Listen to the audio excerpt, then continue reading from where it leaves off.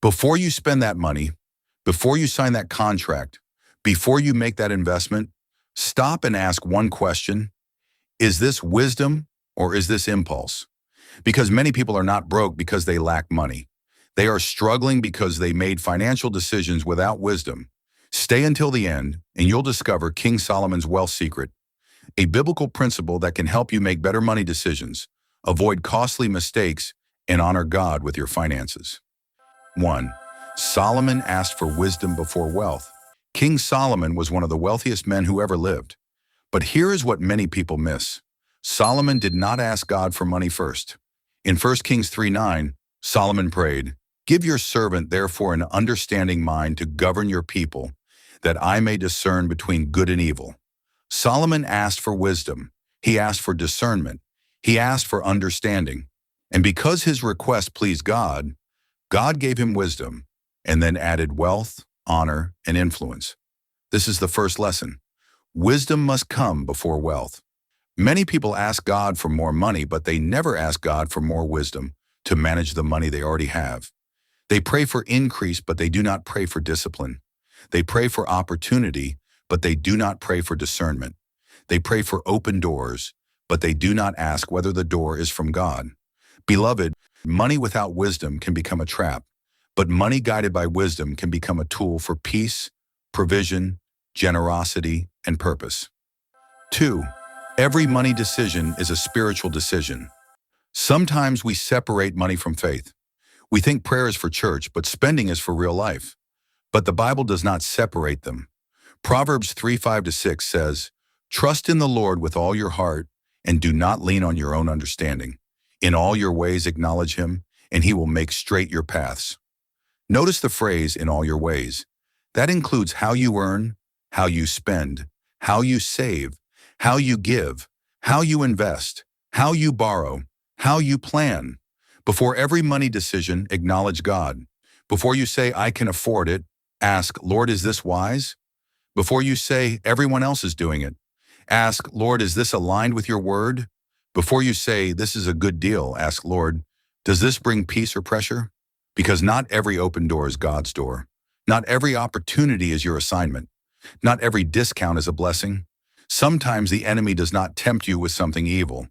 He tempts you with something expensive, unnecessary, and poorly timed. 3. Wisdom teaches you to pause before you purchase. One of the clearest signs of financial wisdom is the ability to pause. Proverbs 14:15 says, "The simple believes everything, but the prudent gives thought to his steps." The wise person does not rush. They think, they pray, they calculate, they seek counsel, they consider the future. Impulse says, "Buy it now." Wisdom says, "Wait and pray." Impulse says, "You deserve this." Wisdom says, "Will this move me closer to obedience or deeper into pressure?" Impulse says, "It's only a small amount." Wisdom says, "Small leaks can sink big ships."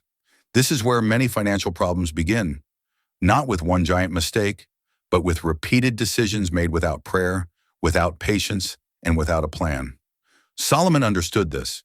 That is why Proverbs 21:5 says, "The plans of the diligent lead surely to abundance, but everyone who is hasty comes only to poverty." Hasty decisions can lead to financial pain, but diligent planning leads to stability. So before your next money decision, pause and ask, "Do I need this? Can I afford this without stress? Have I prayed about this? Does this honor God? Will this help my family or hurt my future?" That pause may save you from years of regret. 4. Wisdom seeks counsel. Solomon also teaches us that wise people do not make major decisions in isolation. Proverbs 15:22 says, "Without counsel plans fail, but with many advisors they succeed." This does not mean you ask everyone for an opinion. It means you seek godly, mature, wise counsel. Before making a major financial decision, ask someone who has fruit in that area. Do not take marriage advice from someone who dishonors marriage. Do not take money advice from someone who constantly lives in chaos. Do not take business advice from someone who has no integrity. Seek counsel from people who fear God, walk in wisdom, and tell you the truth, even when it is uncomfortable. Sometimes the answer you need is not more money.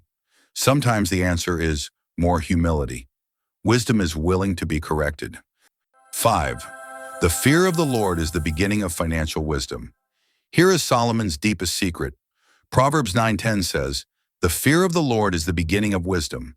The foundation of financial wisdom is not greed, it is not fear, it is not comparison, it is reverence for God. When you fear the Lord, you stop asking, "How can I look rich?" You start asking, "How can I be faithful?" You stop chasing status. You start building stewardship. You stop spending to impress people. You start managing money to glorify God.